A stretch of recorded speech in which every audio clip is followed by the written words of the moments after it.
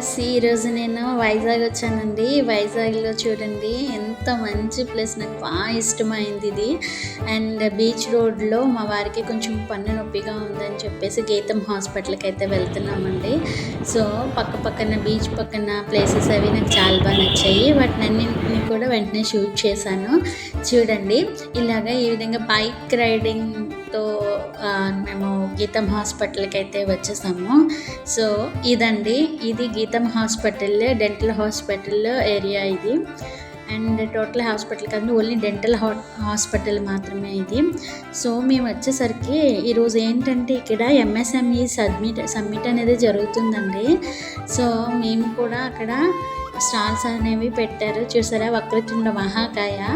And లోపలికి ఒకసారి వెళ్దామండి, చూద్దాం పదండి. ఇది వచ్చేసి ఓపీ ఉన్న ప్లేస్ అండి ఇది. ఇక్కడ ఎంఎస్ఎంఈ జరుగుతుందని చెప్పాను కదా, ఇది ఓపీ ప్లేస్ అండి, ఎవరైనా రావచ్చు. ఇక్కడ ఓపీ తీసుకుని ఈ విధంగా ఓపీ తీసుకుని ఇది ఇక్కడ పక్కనే వాళ్ళతో వచ్చిన వాళ్ళు విజిటర్స్ ఎవరైనా ఉంటే కనుక అక్కడ వెయిట్ చేస్తారు.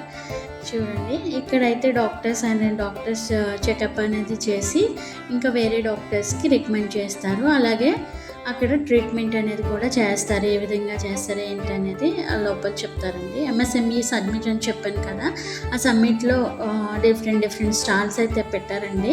ఇక్కడ చూడండి, అనకాపల్లి బెల్లం రుచులు అని చెప్పి బెల్లము ఐరన్ రావడానికి అలాగే హెల్తీగా ఉండడానికి కూడా చాలా ఇంపార్టెంట్ అండి. సో బెల్లం గురించి కూడా పెట్టారు. అలాగే గవర్నమెంట్ ఈ మార్కెటింగ్ అండి, ఎవరైతే బిజినెస్ చేసి ఆ గవర్నమెంట్ అండర్లో ఉన్నారో వాళ్ళకి ఈ మార్కెటింగ్ అనేది గవర్నమెంట్ ప్రొవైడ్ చేస్తుందంట. అలాగే చాలా స్టాల్స్ పెట్టారండి. వైజాగ్ అయితే ఇష్టం ఉన్న వాళ్ళు లైక్ చేయండి, జూనియర్ ఛానల్ని సబ్స్క్రైబ్ చేయండి.